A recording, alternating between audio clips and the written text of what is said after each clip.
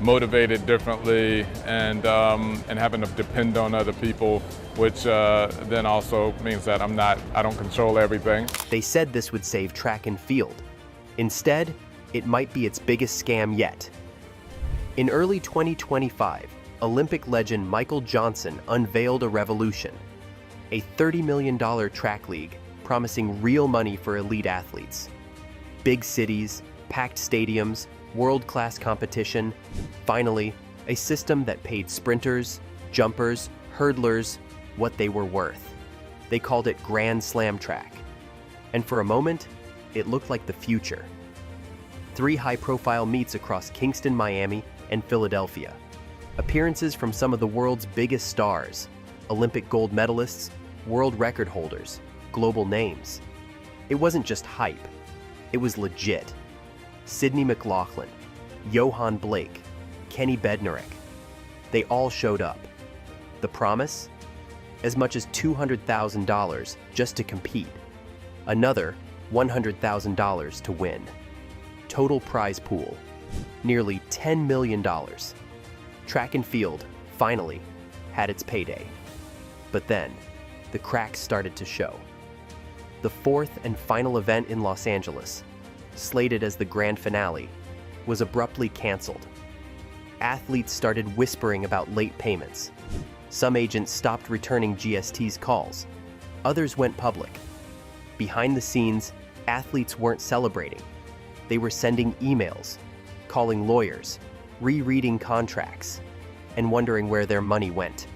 Dozens of athletes, some household names, others barely scraping by, still haven't been paid. Not appearance fees, not prize money, not even travel stipends. One agent, speaking anonymously, called it a betrayal wrapped in gold. Michael Johnson had once said GST would be a track league run by athletes for athletes. But in the past month, many of those same athletes have been ghosted. No payment updates, no transparency, just silence. For a sport already fighting for sponsors, attention, and financial survival. The timing couldn't be worse. This isn't just about missed checks, it's about trust. And in the brutal world of pro track, where most athletes already live season to season, trust is everything.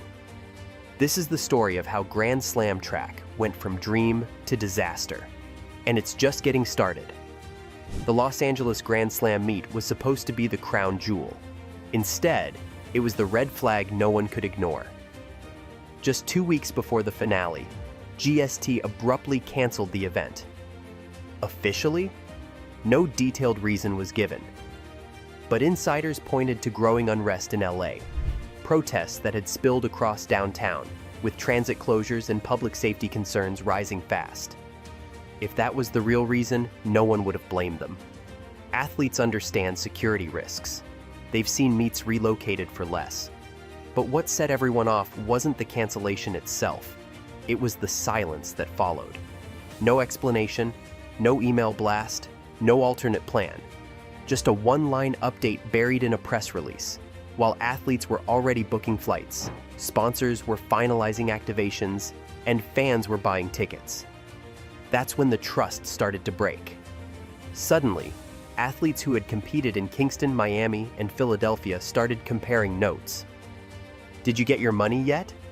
I haven't even gotten a payment timeline. They won't return my calls. At first, GST brushed it off. A spokesperson claimed payments for Kingston would come by the end of July. For the others, by early fall. But those dates were never in the contracts, and they came weeks after promises had already been broken.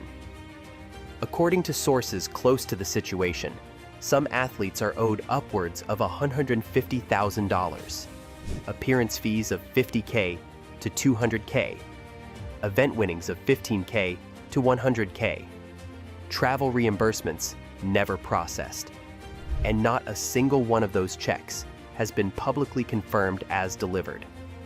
Meanwhile, insiders revealed that Grand Slam Track had quietly laid off multiple staff members just after the third meet. One former employee called it an all-hands-on-deck ship. Except the ship is sinking. And still, Michael Johnson has remained largely silent. This is the man who promised a revolution, who sat across from networks and billionaires and told them track was ready for prime time. And yet, when athletes started asking for the money they earned, the silence was deafening. Some athletes tried to stay hopeful. They didn't want to burn bridges. But the tone is shifting. More and more are going public.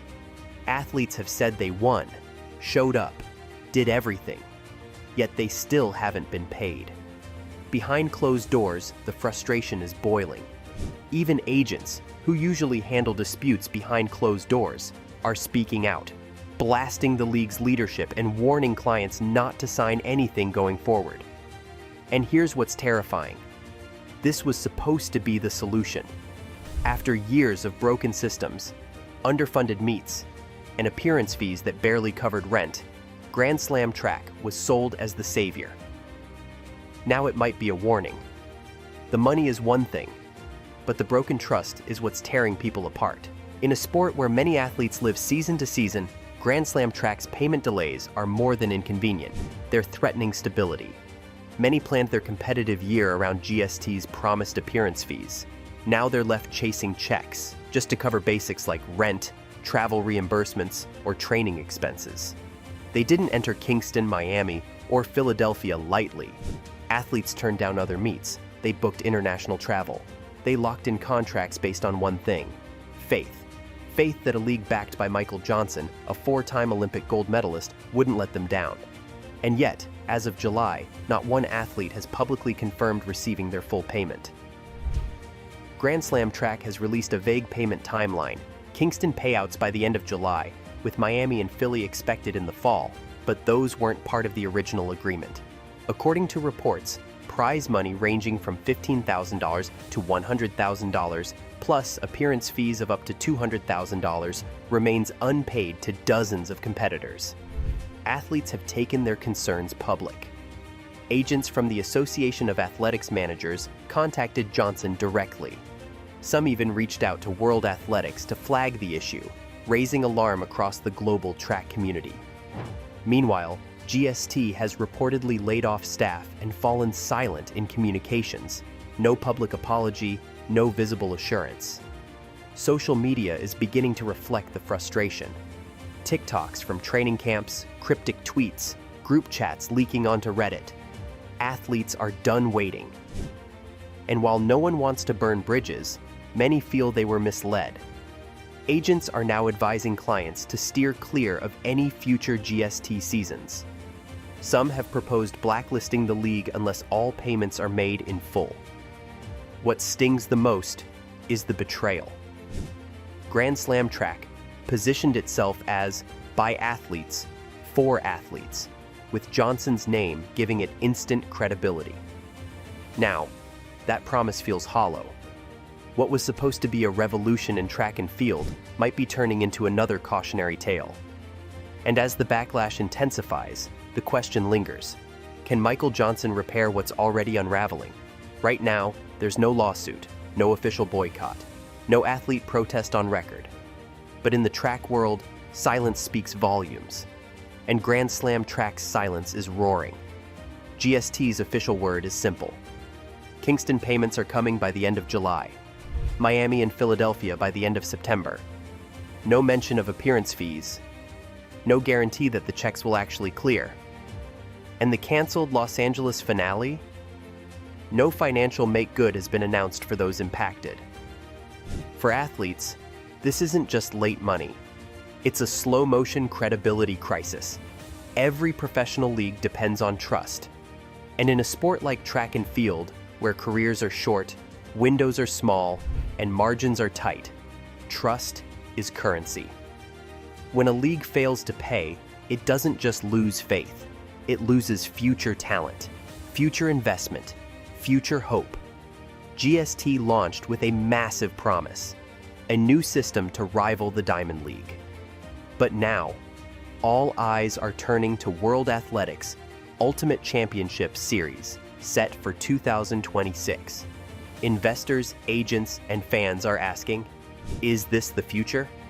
Or is this another experiment destined to collapse? Even if GST makes its payments, the damage is done. The whispered, "never again," among athletes is louder than any press release. For Michael Johnson, the pressure is immense.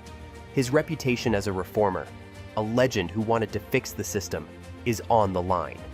If he can't deliver now, if this league doesn't make things right, it won't just reflect on Grand Slam track. It will reflect on every future athlete-run venture in the sport. And beyond the payments, there's the emotional toll.